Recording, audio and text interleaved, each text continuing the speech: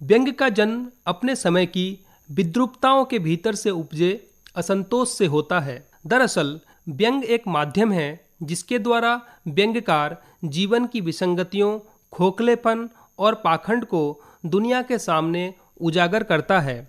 इन विषमताओं से हम सब परिचित तो होते हैं, किंतु उन स्थितियों को दूर करने और बदलने की कोशिश नहीं करते, बल्कि बहुधा उन्हीं विद्रूपताओं, विसंगतियों के बीच जीने की और उनसे समझौता करने की आदत बना लेते हैं।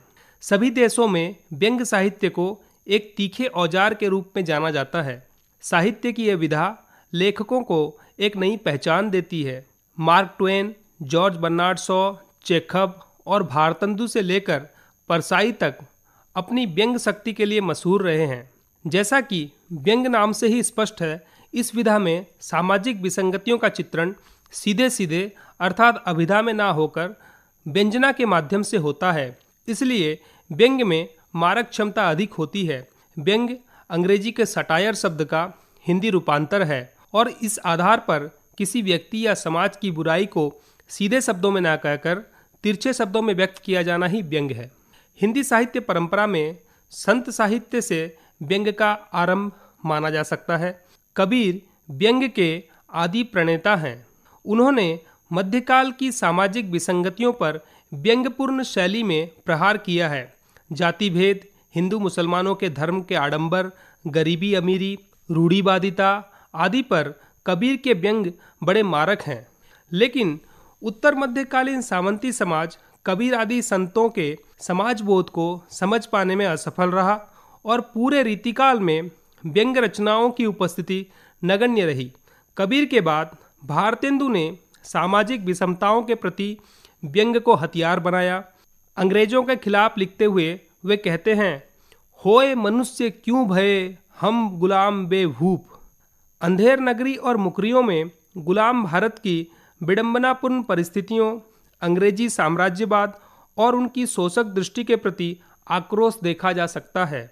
भारतेंदु युग के अन्य महत्वपूर्ण व्यंग्यकार बद्री नारायण चौधरी, प्रेमघन और प्रताप नारायण मिश्र हैं। व्यंग्य का पूर्ण उन्मेष इनके बाद के व्यंग्य रचनाकार बाल मुकुंद गुप्त की रचनाओं में दिखाई देता है। शिवशंभु के चिट्ठे नामक अपनी प्रसिद्ध व्यंग्य लेखमाला में इन्होंने समसामयिक परिस्थितियों पर तीव्र व्यंग्य किए। राजनीति और तत्कालीन शासन व्यवस्था से टकराव इनकी व्यंग्य रचनाओं की आधार सामग्री का काम करते हैं। स्वतंत्रता पूर्व युग में देखें तो युगीन समस्याओं पर व्यंग्य करने की प्रवृत्ति प्रेमचंद में भी बहुत मिलती है।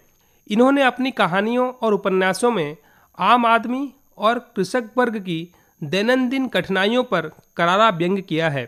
प्रेमचंद के बाद के रचनाकारों में निराला के साहित्य में इसे देखा जा सकता है। इनकी कुकुरमुत्ता आदि रचनाओं में व्यंग्य की अभिव्यक्ति विद्रूपता फैलाने वाले समाज के खिलाफ चुनौती के रूप में हुई है। अगर स्वतंत्रता के बाद के युग की ओर चलें तो सन 1947 में देश की आज़ादी के साथ ही आम आदमी खुशहाली के सपने देखने लगा, लेकिन विपरीत परिस्थितियों और राजनीतिक अदूरदर्शिता के कारण आम आदमी के ये सपने पूरे नहीं हो सके।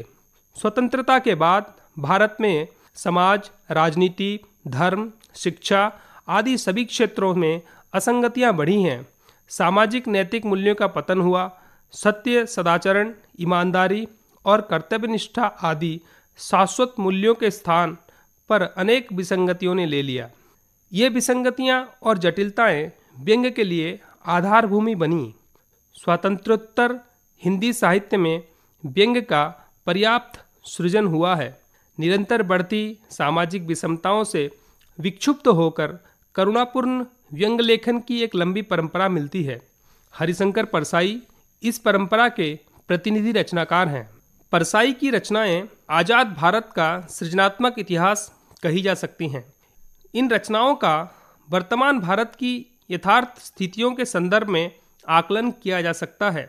सामान्य सामाजिक स्थितियों को परसाई ने वैचारिक चिंतन से पुष्ट करके प्रस्तुत किया है।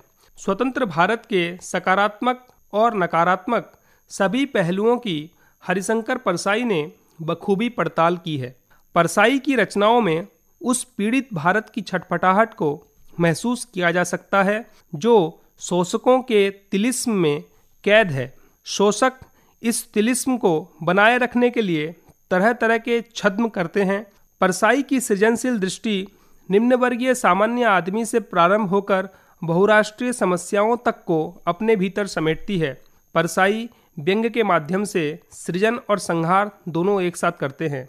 परसाई का व्यंग जब शोषक वर्ग के प्रति होता है तो वह उस वर्ग के प्रति घृणा और आक्रोश उत्पन्न करता है, लेकिन जब वही व्यंग अभावग्रस्त व्यक्ति पर होता है तो करुणा पैदा करता है।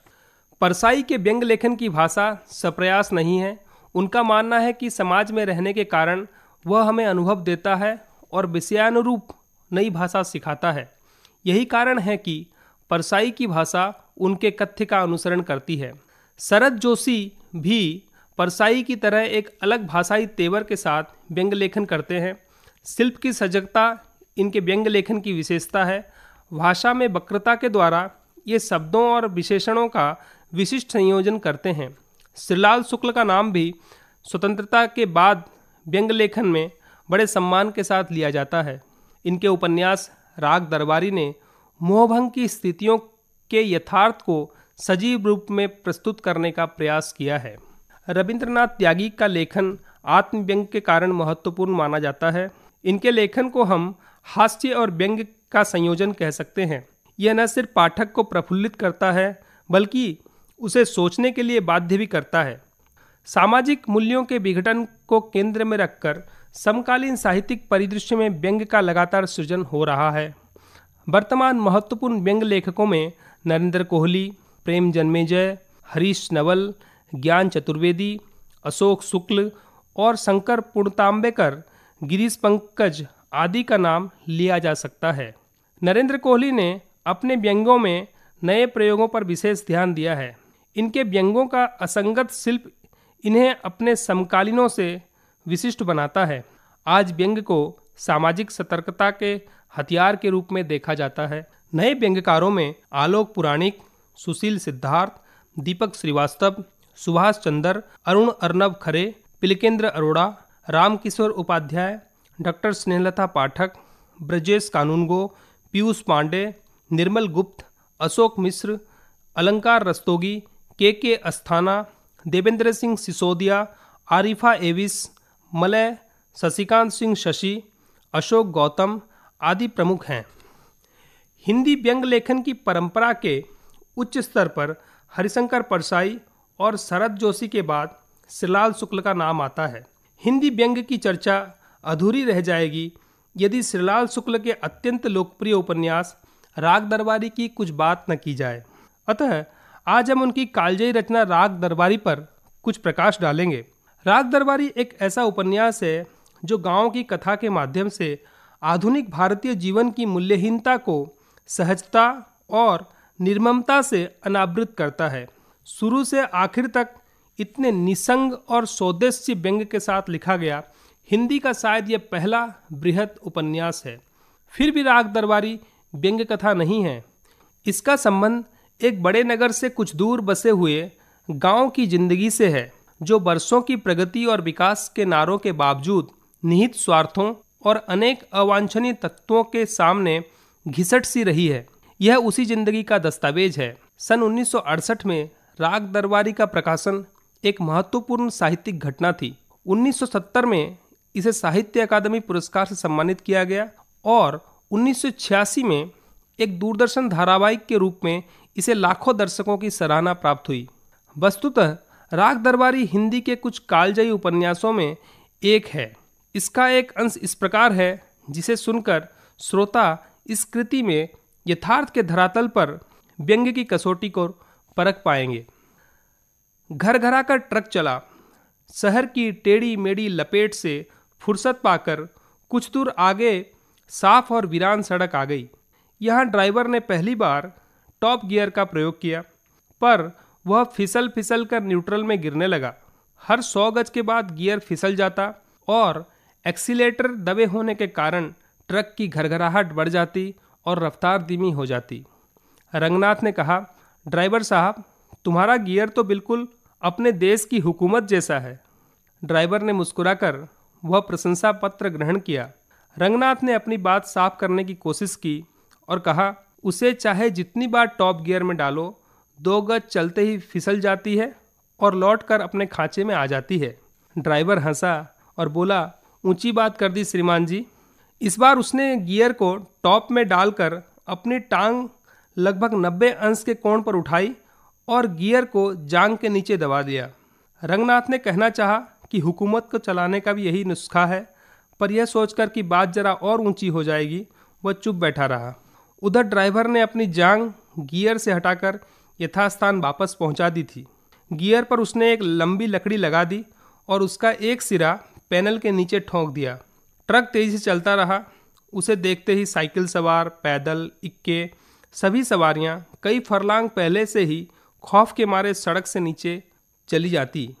जिस तेजी से वे भाग रही थी, उससे लगता था कि उनकी निगाह में वह ट्रक नहीं है, वह आग की लहर है, बंगाल की खाड़ी से उठा हुआ तूफान है, जनता पर छोड़ा हुआ कोई बदकलाम अहलकार है, पिंडारियों का गिरोह है।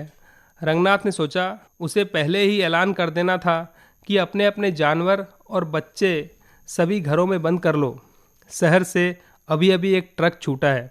इस प्रकार हम देखते हैं कि हिंदी साहित्य में व्यंग्य की एक समृद्ध और विविधतापूर्ण परंपरा रही है। हिंदी के व्यंग्यकारों ने अपनी कलम से समाज, राजनीति और देश काल की समसामयिक परिस्थितियों पर अपनी कलम खूब चलाई है और इसके माध्यम से हल्के फुल्के ढंग से एक विशाल पाठक समूह के समक्ष छद्म आवरण में छिपे नग्न यथार्थ को प्रदर्शित करने का प्रयास किया है।